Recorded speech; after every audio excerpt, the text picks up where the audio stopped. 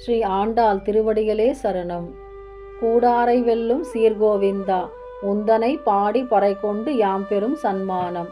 நாடு புகழும் பரிசினால் நன்றாக, சூடகமே தோல்வலையே தோடே செவிப்பூவே, பாடகமே என்றனைய பல்கலனும் யாம் அணிவோம். ஆடை உடுப்போம் அதன் பின்னே, பார்ச்சோறு மோட நெய் பெய்து முழங்கை வழிவார கூடியிருந்து குளிர்ந்தேலோர் எம்பாவாய்.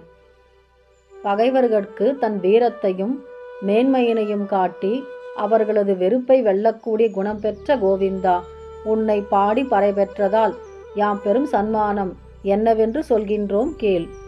கைகளுக்கு சூடகம் பூட்டி தோள்களில் அணியக்கூடிய தோல்வலை பண் என்னும் வளையலை மாட்டி, கம்பல் என்னும் அணிகலனை காதின் கீழ்ப்புறத்திலும் கர்ணப்பூ என்னும் அணிகலனை காதின் மேற்புறத்திலும், கால்களுக்கு அணிந்து கொள்ளும் பாடகம் என்னும் கால் சிலம்பு, இன்னும் இது போன்ற பல பல அணிகலன்களையும் அணிந்து கொண்டு எங்களை அலங்கரித்துக் கொள்வோம்.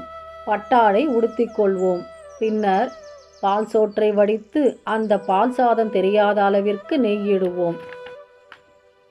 கூடியிருந்து உண்டு பிரிந்திருந்த காலத்தை மறந்து பக்தர்களாகிய நாங்கள் நெஞ்சத்தால் குளிர்ந்திருப்போம். இப்படி பாடுகின்றாள் ஆண்டாள்.